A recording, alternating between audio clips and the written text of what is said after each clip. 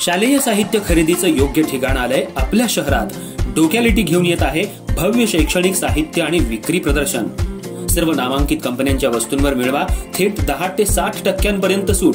यामध्ये school bag, compass, pen, pencil, tiffin, वही, water bottle, मुलींसाठी उत्कृष्ट बॅग, स्टडी टेबल तसंच शाळेसाठी लागणारं सर्व साहित्य एकाच छताखाली मिळण्याचं ठिकाण म्हणजे डोक्यालिटी प्रदर्शन।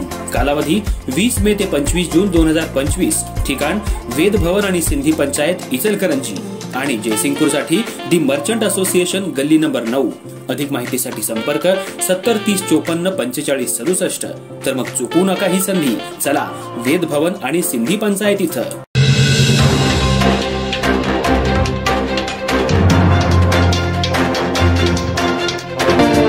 नमस्कार, मी तेजस्विनी मगदुम। एम मराठी मध्ये आपल्या सर्वांचं स्वागत आहे। पाहूया ठळक घडामोडी।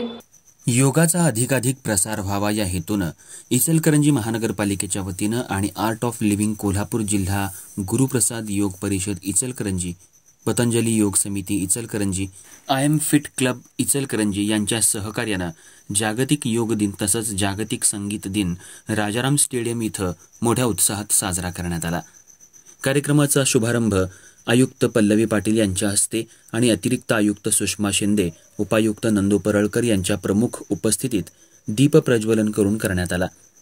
यावेळी आर्ट ऑफ लिव्हिंगचे वरिष्ठ प्रशिक्षक विनायक मुरदुडे आणि कोल्हापूर जिल्हा गुरुप्रसाद योग परिषद इचलकरंजीचे निलेश कागिनकर आणि त्यांच्या सहकाऱ्यांनी योग, प्राणायाम तसंच ध्यान यांची प्रात्यक्षिकं सादर केली।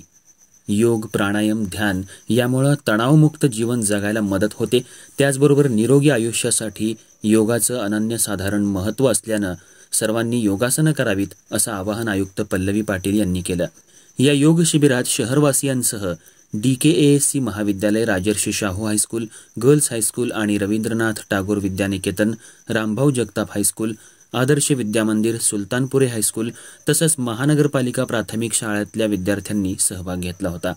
यावेळी विजय राजापुरे, आरती खोत, रोशनी गोडे, डॉ. सुनील दत्त संगेवार, इरफान पटेल, शंकर पोवार, संजय शेटे, धनंजय पळसुले, शीतल पाटील, सुजाता दाभोळे, महेश शेळके यांच्यासह आर्ट ऑफ लिव्हिंग कोल्हापूर जिल्हा गुरुप्रसाद योग परिषद, पतंजली योग समिती यांचे प्रतिनिधी मोठ्या संख्येनं उपस्थित होते।